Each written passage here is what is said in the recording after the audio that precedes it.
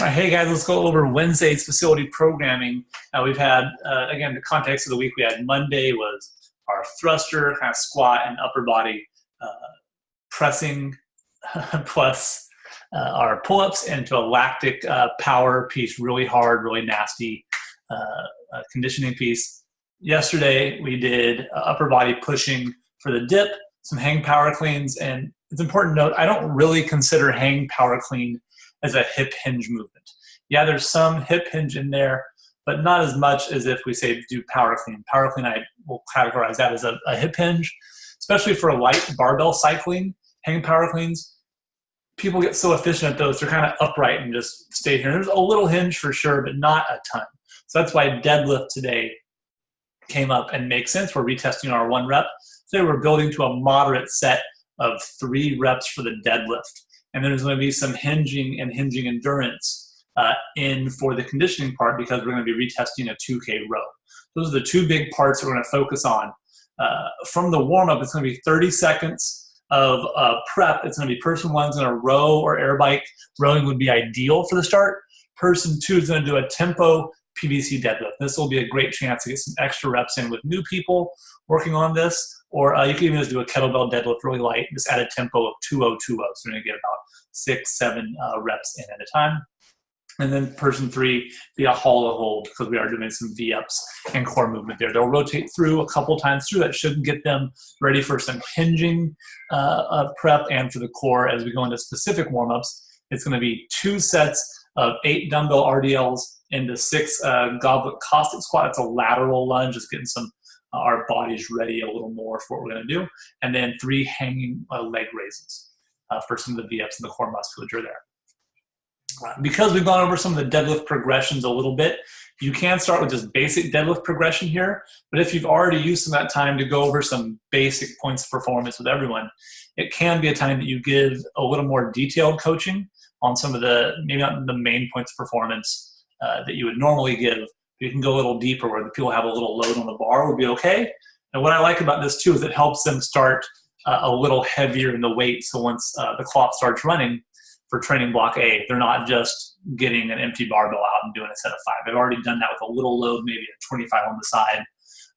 They're lifting a little heavier there, and then it's going to be for reps. And again, for fitness and function, both for good muscular gains, motor control, and body composition changes. 6 to 8 reps at 2:0-2:0 tempo is pretty solid right there. Again, if you add them up, that puts us in that 20 to 30 second of time under tension range, which is where we're going to get them to be when we retest them at the end of the cycle.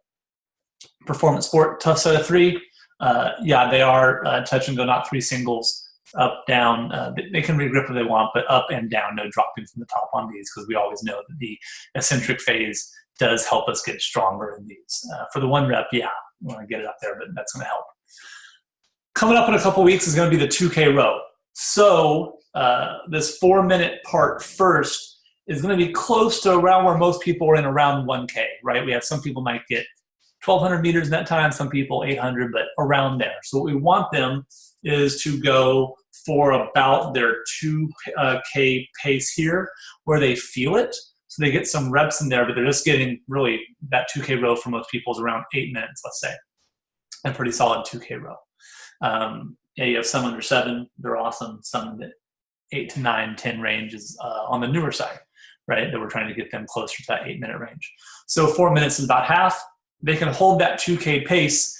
They should be challenged here to try and hold their stroke rate, try and hold everything there so they start to learn the pacing of it for later. But then also, we have some of the other parts that'll come up of the VIA.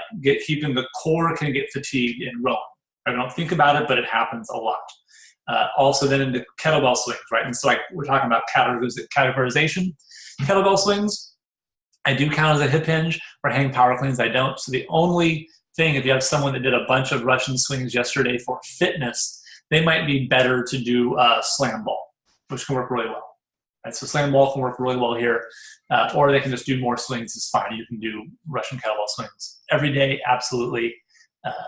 Super safe, super effective movement. So there's no real issue in there other than just someone's variety would be the part. But where I think is that, hey, if you're new, you don't get a ton of variety because you're focusing on movement mastery. Let's get them even better. do them here. Also, we want to work on the hip hinging muscle endurance there, that when we go back to the 2K row, they'll be strong. And finally, 1 minute burpee box jump overs.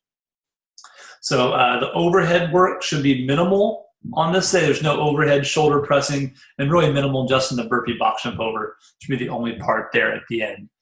It's for 1 minute, so it won't be a ton of reps. I just wanted something to have a little bit of pace at the end of the workout there. The score is going to be total calories plus total reps combined. If you have to run these in 2 heats, just make sure you start the first heat a little sooner, right? Because you're going to need 4 minutes until they're off, so you can start really the second heat in 5 minutes. Works well after heat 1, and then they rotate through. And if that's the case, I would start them at no later than 40 minutes for heat 1. Then heat 2 is at 45. They finish by 55, and then we're good, and they rotate through on their set. If you need 3 heats, then again, you're going to have to go either a little sooner, or you may change this up to where it's like more of a fight combat style, a minute, something like that, or 3, 2, 1 just to get the rotations in. But for most, I know that 2 heats is going to be plenty.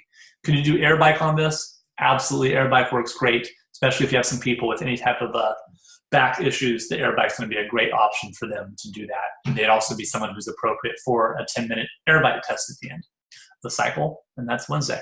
All right, guys, thanks.